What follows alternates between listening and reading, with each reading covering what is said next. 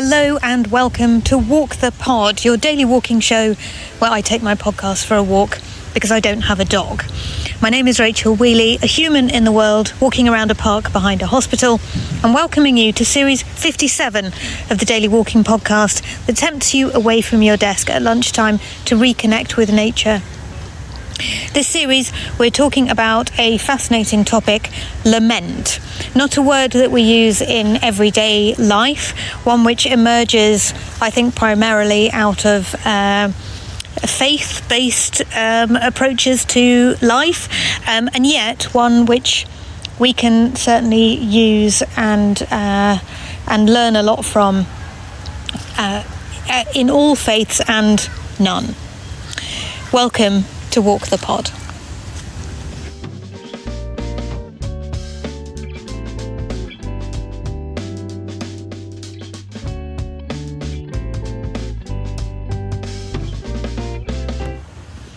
So very grateful to Cindy, first of all, for suggesting the topic, and also to members of the Walk the Pod Lunchtime Walk Club for voting for it.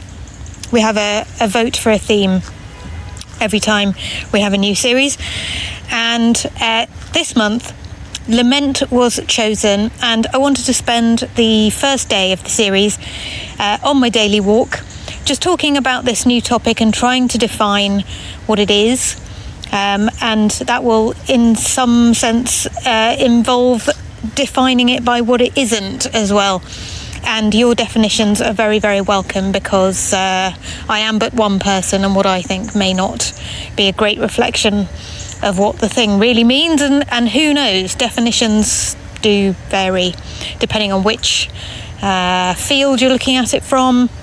Where does lament come in field-wise? Maybe it's a psychology term, certainly not one I ever heard while I was studying psychology, so one which perhaps isn't up there with some of the other psychological emotions that we talk about a lot, such as grief, for example. Is it the same as grief? I don't think it is the same as grief, actually. Let me tell you a bit about what I think it is so far. So lament is possibly bearing witness to loss, injustice. It is holding space for the whole and full weight of the loss or the injustice. It is not rushing to seek pragmatic outcomes to fix the problem. It is maintaining a space for saying this is not how it should be. And I know we've spoken before on the podcast that shoulds can get in a should shed, but I'm using should quite intentionally here. When we lament, we are saying this is not how things should be. But it does not give up hope either. It is not despair, where perhaps we have completely abandoned any hope that something will ever be right again. It is not complaint, which seeks recompense for the situation. It is simply, this isn't right, and a holding of mental space for something not to be right. And it is a very honest response to something happening in that way. It does not have the twinges of dishonesty which exist around optimism, where we are determined that everything is going to be okay when perhaps it isn't.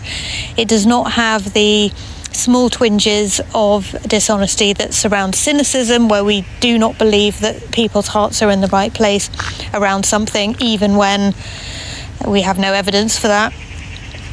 It is very simply saying this is not as it should be. So that's my initial thoughts on what lament means, but as usual, I would very much like to hear from others on this, because that's just what I can work out myself. What do you think lament means, or what does lament mean to you? Do you lament things? Do you think it might be quite a worthwhile practice to lament things? I think it would. I'm definitely the optimist, the pragmatic optimist who feels that things are going to be all right in the end, wants to fix things, wants to find pragmatic routes out of ditches and doesn't probably spend enough time in the liminal space of lament, which says, this isn't right, and I'm simply going to observe how wrong it is for as long as necessary. It's a very vulnerable position to take up, because it acknowledges that there is nothing to be done, or that we can't make a difference, at least for now. So you can go to walkthepod.com and press the button marked leave a voice note for Walk the Pod if you'd like to leave me 90 seconds of your beautiful voice and what lament means to you. And if you'd rather type a message to me, you can email walkthepod@gmail.com.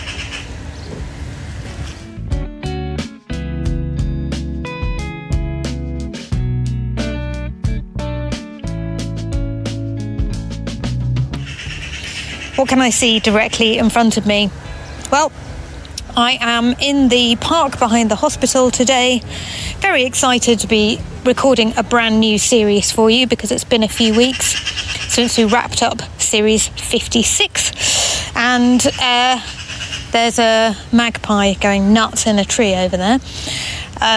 It's actually quite overcast today. It is...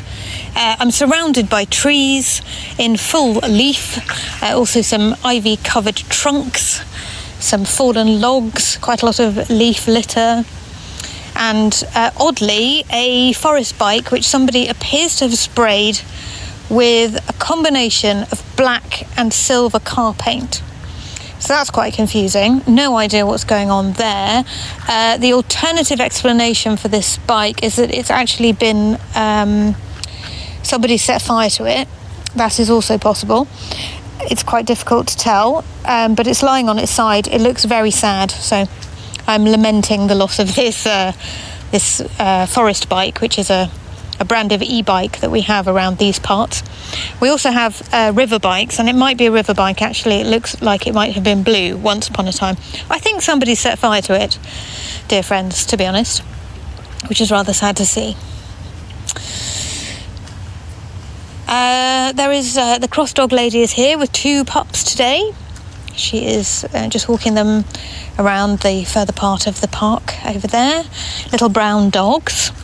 Now, I know you're keen to know what kind of dogs they are, but I'm very bad at this. I'm going to say that they are cockapoos, which is a combination of a cocker spaniel and a poodle. But it's very difficult to tell. Another dog just entering the park now, quite a long way away. This one looks like a French bulldog. I mean, the great thing, as I've said to you before about me describing what I can see directly in front of me, is I'm just saying the names of the dogs and you're imagining them, and who knows what the right breed of dog is. But you've got an idea in your head, and that's a nice thing for me to be able to conjure for you. It has been a absolutely terrifically busy time over the last few weeks. I'm very, very grateful to be in the park, walking around, having a little break. And as usual, as I think I mentioned to you sometimes, when the pod is off air, I do not get into the park nearly as much. So I'm very grateful to you for giving me a reason to get away from my desk. And I hope I'm giving you a reason to get away from your desk as well. To walk in nature and to realise that actually the walks in nature are very, very restorative indeed. Thank you for walking with me, dear friends. It's been an absolute delight to stretch my legs with you this lunchtime as we kick off our new series, Series 57, on the topic of lament. Would love to hear from you about what you think of when you think of the word lament. And we have 9 episodes, which will be recorded on the next 9 working days. So 10 fresh episodes coming your way.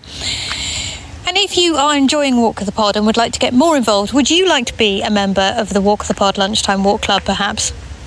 Absolutely no pressure to join whatsoever, but do go and have a look at the club via walkthepod.com.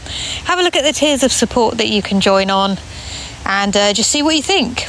And you can always drop me an email if you're not sure what it means or what's on offer, walkthepod@gmail.com. Take care of your beautiful mind, dear friends, and I will be back tomorrow lunchtime with more on Lament. But for now, have a very good afternoon.